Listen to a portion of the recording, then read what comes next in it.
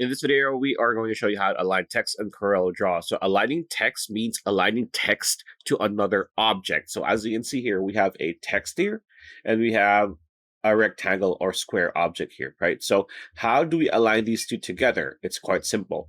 All you need to do is with your left mouse, click on the text to highlight it, like so, and then press Shift on your keyboard, and then click on the object, like so. So as you can see here, you have now highlighted the entire thing together. Now, how can we adjust the text? So if you press C, the text is going to be aligned neatly on the center, right? If you want to go left, press L, right? If you want to go right, press R.